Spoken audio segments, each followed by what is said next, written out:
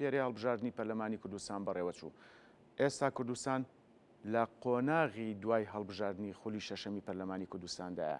هەڵبەت ئەنجامی بەرایەکان لەلایەن کۆمیسیۆنی باڵای سەربەخۆی هەڵبژاردنەکانی عێراقەوە ڕاگەنراوە و بڕیاری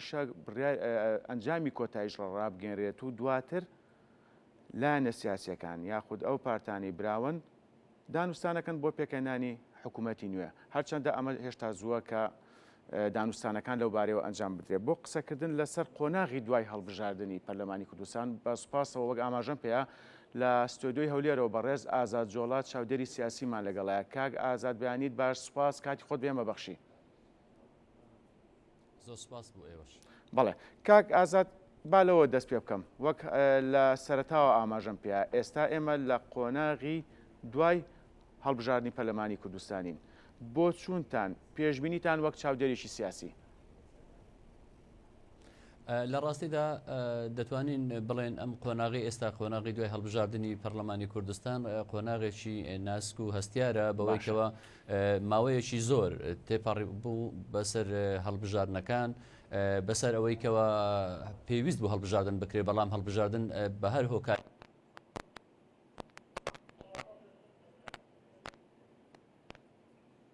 ینی زۆریان هەبوو لە 6 ساڵی حکومڕانی ڕابردوو، بۆیە خەڵک مافی خۆی بوو حکوومەتێکی تازە هەڵبژێرێت لە ڕێگای پەرلەمانەوە، پەرلەمانیش لە ڕێگای سندوقەکانی دەنگدانەوە هەڵبژێردرێت. بۆ ئەمە دوای 2 ساڵ لە بەرواری خۆی کە دواکەوت خۆشببختانە ئەم پرۆسەیە بە سەرکەوتووی ئەنجام درا. ئێستا ئەنجامی بەرایی پرۆسی هەڵبژاردنەکە لەلایەن کۆمیسیۆنی باڵای سەربەخۆی هەڵبژاردنەکانی عێراقەوە ڕاگەیەندراوە، بەڵام دەتوانین بڵێن لێرەوە چەند ڕێکارێکی یاسایی دەست پێ دەکات. دوای ڕاگەاندنی ئەنجامە بەراییەکان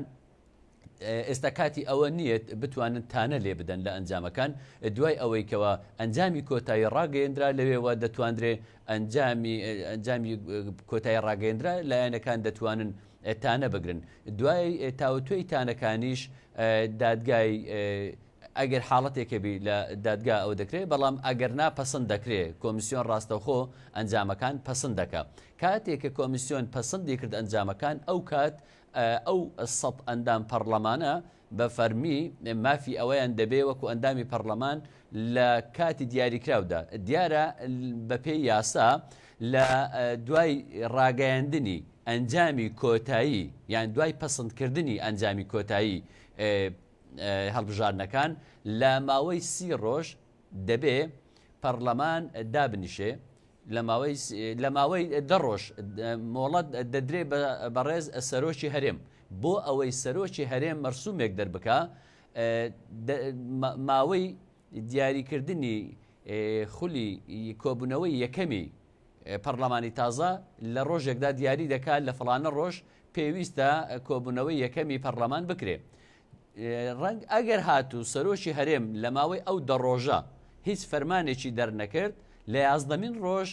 هەر 100 ئەندام پەرلەمانەکە دەتوانن خۆیان بچنە ناو پەرلەمان و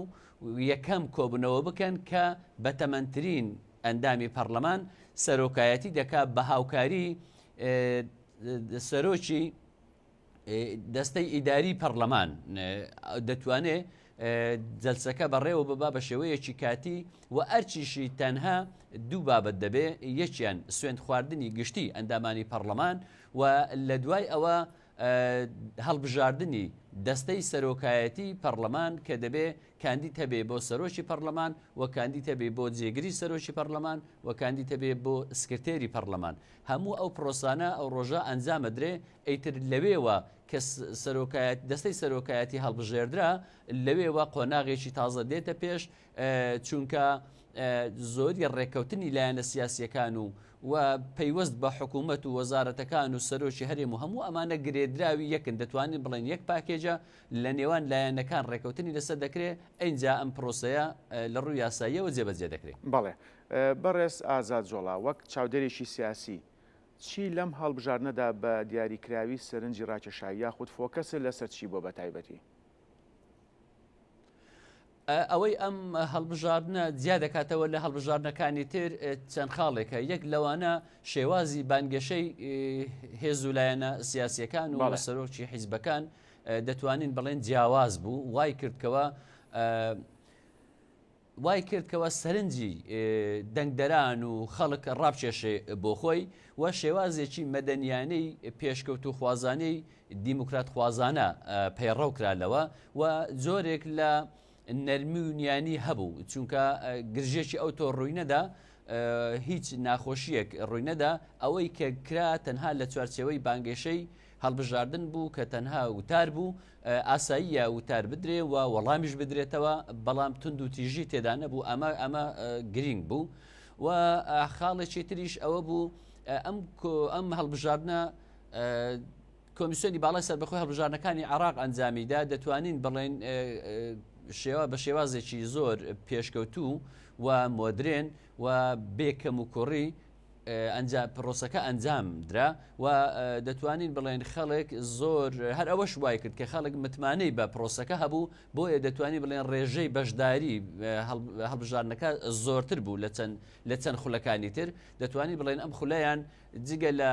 خولی یەکەم و دووەم لە هەموو خولەکانی تر یان لە هەموو پرۆسی هەڵبژاردنەکانی تر ڕێژەی بەشداری زیاتر بوو ئەمەش مای دڵخۆشیە هەر ئەمەش وا دەکە کە گۆڕانکاری دروست بکرێت کە خواستی سەرەکی خەڵک ئەوەیە کە گۆڕانکاری بێتە ئاراوە ئەو چەند خاڵی تێدا بوو و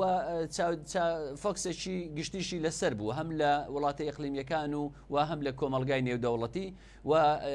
بەشیشی زۆریش لە هێزولایەنەکان بەشداریان کرد لە پرۆسەکە و خەڵکیش پێشوازی کرد و ئەنجامەکانیش ئێستا کە دەرچوون تا ئێستا گرفتێکی ئەوتۆ نەهاتۆتە پێش بۆیە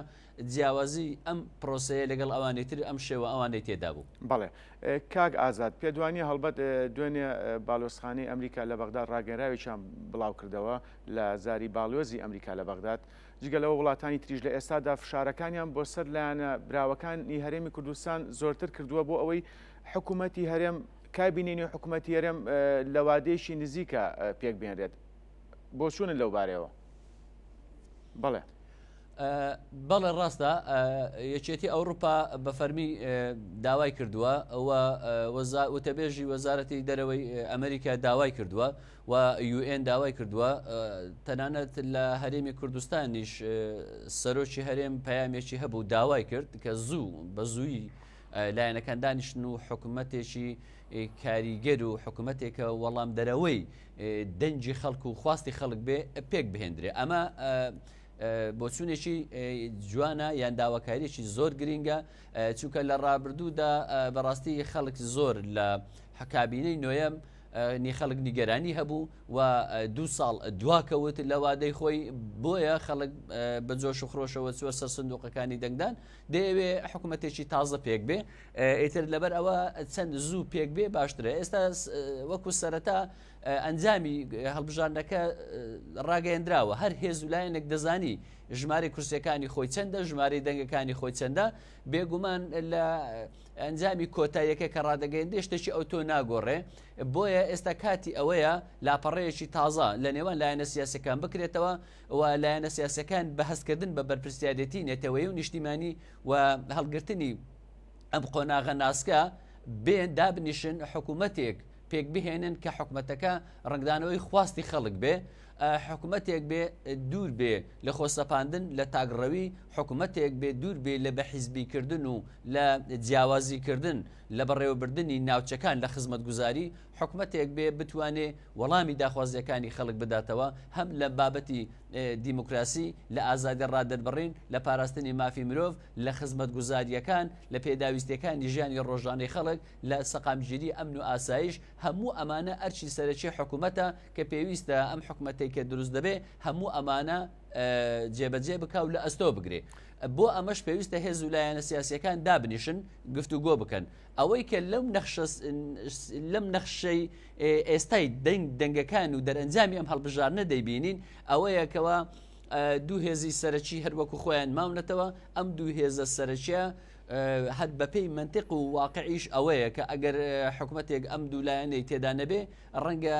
ئاسان نەبێ بۆیە کاتی ئەوە هاتووە ئەم دوو لایەنە سیاسیە ئەم دوو هێزە سەرەکیە کە ژمارە کورسیەکانیشیان سەرەکیە و زۆرە و خەڵکی متمانێ پێداون بۆیە پێویست بۆ دەکا دەرک بەم مەسئولیەتە بکەن و بێن حکوومەتێک پێک بهێنن کە خواست و ویستی هەموو خەڵک بێ و خەڵک پشتیوانی لێ بکە بۆ 4 ساڵی ئایندا بتوانن گەلەکەمان لەم قۆناغی خراپەی ڕابردوو بگوازنەوە بۆ قۆناغێکی باشتر. چاوی کۆمەلگای نێودەوڵەتیش لەسەر ئەم هەرێمەیە لەسەر دەرئەنجامەکانی هەڵبژاردنە بۆیە پێویست بەوە دەکا بۆ گەڕانەوەی سمعەی جوانی ئەزمونە سیاسیەکەبان بۆ سەقامگیری زیاتر و بۆ پتەوکردنی ئەو ئەزمونە پێویست بەوە دەکا بە شێوەیەکی زۆر هێمنوو لەسەر خۆیانە بە شێوەیەکی دیموکراسیانە کۆبنەوەکان ئەنجام بدرێ دانیشتن و لێکتێگەیشتن ئەنجام بدرێ هاوپەیمانەتی بکرێ حکوومەتێک پێک بهێندرێ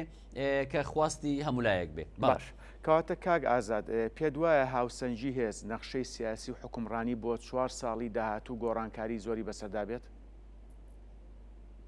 دەزانی یەک لە هەر خاڵە گرنگجیەکانی ئەم هەڵبژاردنە ئەوەیەکەوە بێگومان هەڵبژاردن کاتێک دەکرێت بۆ گۆڕانکاریە واتە تۆ ئەم حکوومەتێک کە هەتا باشیان خراپ بەڵام کە هەڵبژاردن دەکەی تۆ دەتەوێت شتێکی باشتر بێ. ئەم حکوومەتەی کە لە ڕابردوو هەبوو بەڕاستی خەڵک ئەو نیگەرانی زۆری هەبوو خەڵک دەیەوێت بیگۆڕێ گۆڕین بەو مانایە نییە کە ئینقلاب بکرێ. ئێمە مادەم باوەڕمان بە دیموکراسیەت هەیە مادەم پەنامان بردوۆتە بەر سیستەمێکی دیموکراسی بۆ حکومڕانی کەواتە دەبی لە ڕێگای سندوقەکانی دەنگدانەوە ئێمە گۆڕانکاری دروست بکەین یاخود لە قۆناغێک بچینە قۆناغێکی باشتر. ناکرێت لایەنێکی سیاسی خۆ لەم کاتەدا بێ گۆڕانکاری بە لولەی دەبابە و بە دۆشکە و بە ئارپێچی بکە. نەخێر دەبێ لە دیموکراسیدا دەبێت بە سندوقەکانی دەنگدان تۆ گۆڕانکاری بکەیت. با بڕوای من لەم قۆناغی ئێستاکە گۆڕانکاری ئاسان نییە تۆ بێی هێزێک کە 150 زیاتر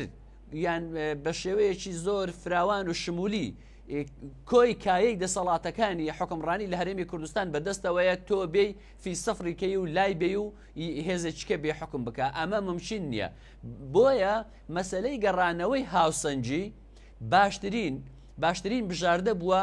کە هەر لایەنێکەوە بە تایبەتی یەکێتی نیشتیمانی کوردستان ئەم دروشمەی هەبوو یان داوای دەکرد داوای گەڕانەوەی هاوسەنجی دەکرد چونکە گەڕانەوەی هاوسەنجی ڕێ لە تاگڕەوی دەگرێت. گەڕانەوەی هاوسەنجی دیموکراسیەت زیاتر فراهم دەکا. گەڕانەوەی هاوسەنجی خزمەت زیاتر پێشکەش دەکا ململانێ و چێبڕچێ بۆ خزمەت زیاتر پێشکەش دەکا. گەڕانەوەی هاوسەنجی بڕیاری سیاسی تەندروستتر دەکا پەیوەندی هەرێم و بەغدا دەباتە قۆناغێکی باشتر دەستی داگیرکەران و دوژمنان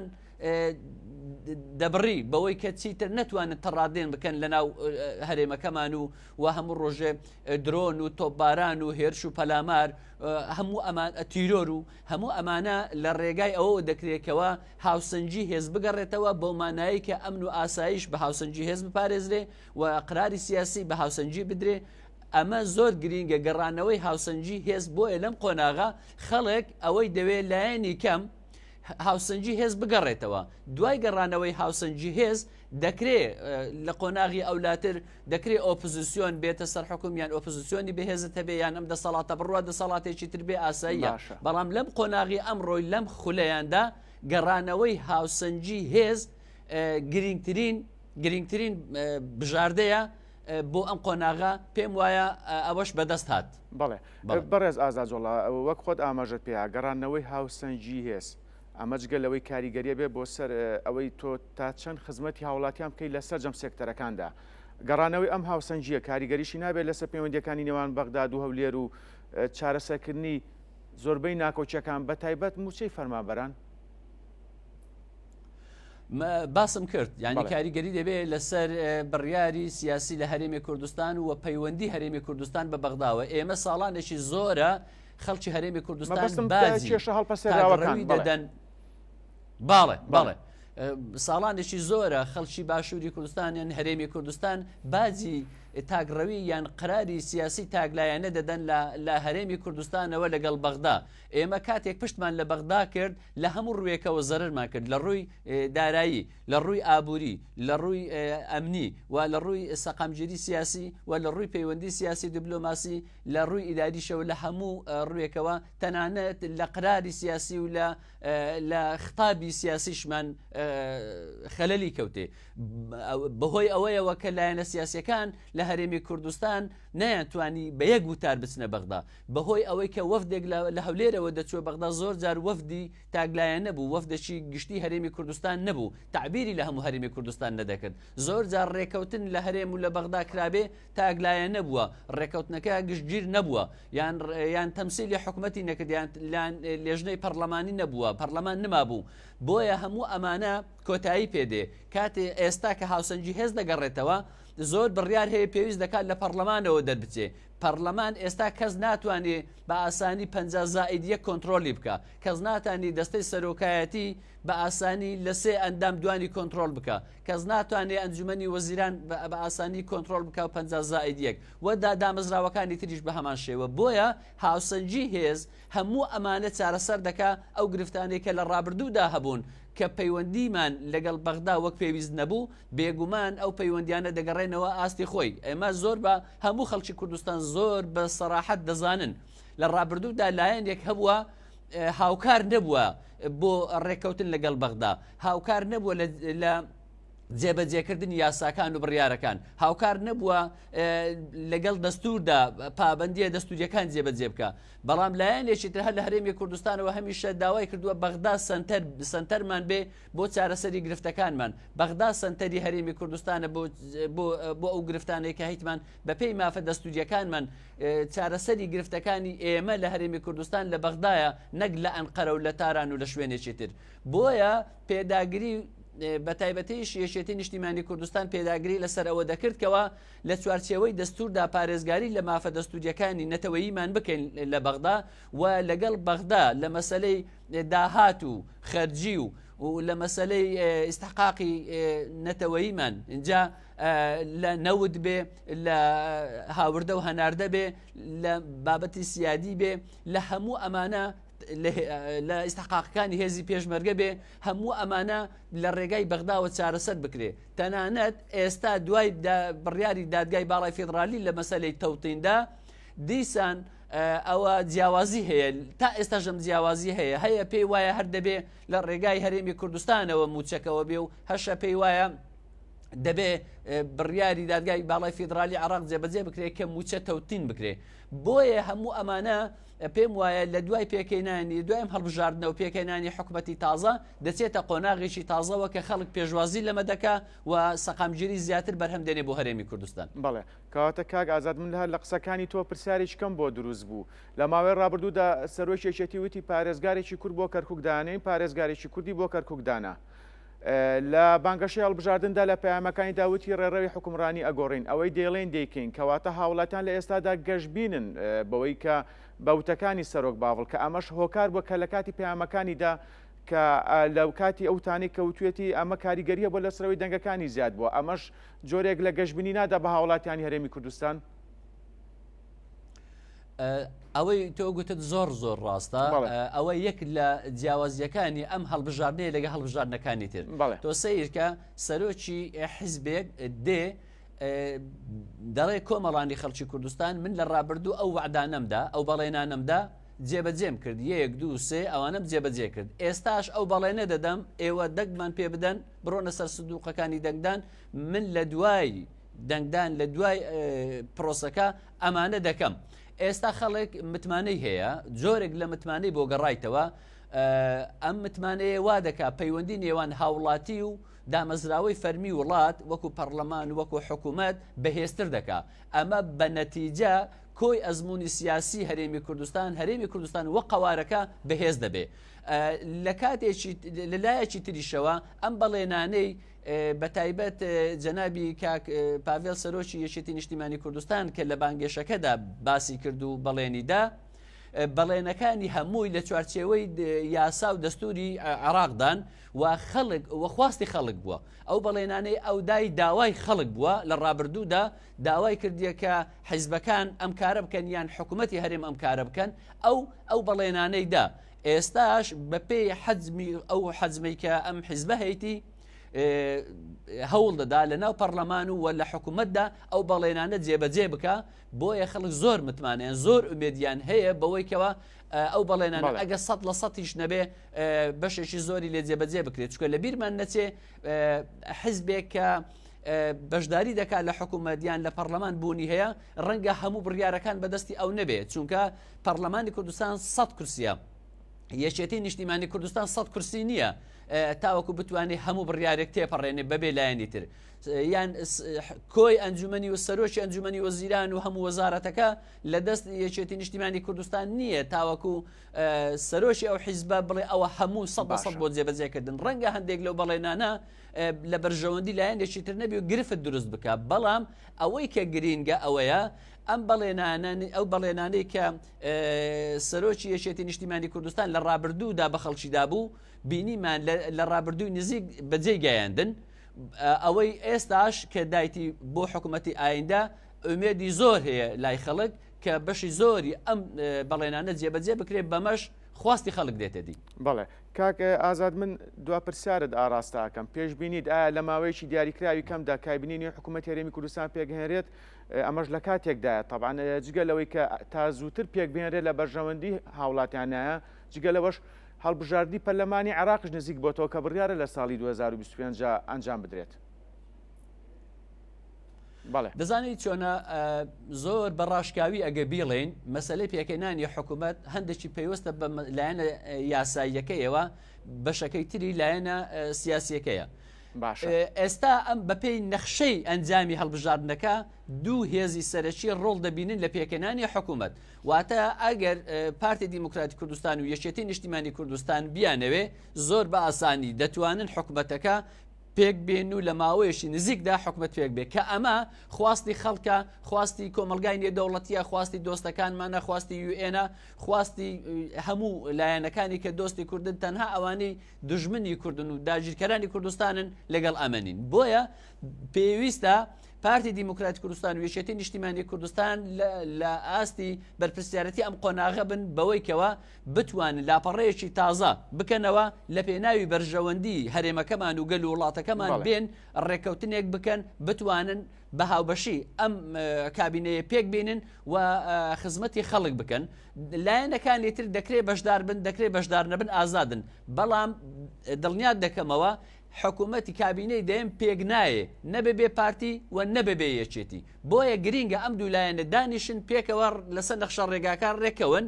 لایەنەکانی تریش دەکرێت بێن بەشدار بن بکرێت تا حکوومەتێکی بنکە فراوان دەشکرێت وەکو ئۆپۆزیسیۆن بمینێنەوە ئەم دوو لایەنە کابینەکە پێک بینن بۆیە پێکەینانی کابینەکە بە زوویی یان بە درەنجی دەوەستێتە سەر بە دەرەجە یەک پارتی دیموکراتی کوردستان کە کورسیەکانی زیاترە